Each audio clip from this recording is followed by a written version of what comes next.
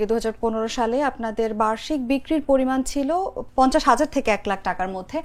10 বছর পরে যে 2025 সালে এসে কিন্তু একটা বিশাল অঙ্কের ফারাক আমরা দেখতে পাচ্ছি, যেটা 10-12 কোটি টাকার মতন। তো এই যে একটা বিশাল ব্যবধান, এই ব্যাপারটাকে আসলে আপনি কিভাবে দেখছেন এবং কি বলবেন এই ব্যাপারটা নিয়ে?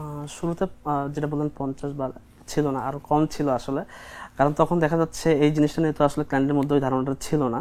সো এখন আস্তে আস্তে দেখা যাচ্ছে আমরা যখন 15, 16, 17 বা 18 সাল ফার্স্ট 3-4 ইয়ার্স দেখা যাচ্ছে ক্লায়েন্টের মধ্যেই যে অনলাইনের মাধ্যমে গার্ডেনিং করা যায়, এটা ছড়িয়ে দিতে কিন্তু সময় ভালো একটা হ্যাসেল বলেন বা হচ্ছে সময় দিতে হয়েছে, চ্যালেঞ্জ ছিল আর কি। পরে দেখা যাচ্ছে যে 20-এর পরে ক্লায়েন্টের মধ্যে এটা নিয়ে একটা ভালো আগ্রহ ছিল। সো ক্লায়েন্ট এখন দেখা যাচ্ছে সেল বলেন এখন আলহামদুলিল্লাহ অনেক ভালো, সেটা 10 মিলিয়ন প্লাস মান্থলি।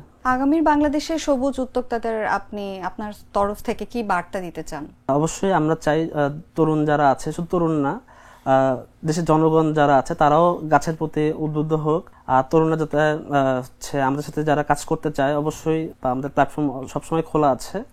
আর এছাড়া হচ্ছে তারা যদি আমাদের ট্রেনিং এর ব্যবস্থাও আছে, তারা যদি এটার উপরে ট্রেনিং করতে চায়, সো ওইটাও আমরা তাদেরকে হচ্ছে যা সাপোর্ট লাগে এ টু জেড সবকিছু আমরা তাদেরকে প্রোভাইড করব। আমরা জানি যে আপনারা কিন্তু 2021 এবং 2023 ছাড়াও আরো বিভিন্ন সময় বিভিন্ন অ্যাওয়ার্ড পেয়েছেন।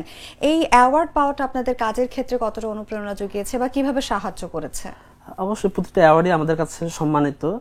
সো আমাদের এখন পর্যন্ত হচ্ছে 14টা অ্যাওয়ার্ড আমাদের স্কাই ফর ঘরে এসেছে।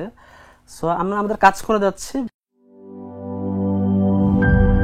দুধার চকলেটে একাকার হয়ে ওঠা প্রাণ লেয়ার সম্পর্কের মিষ্টি ম্যাজিক।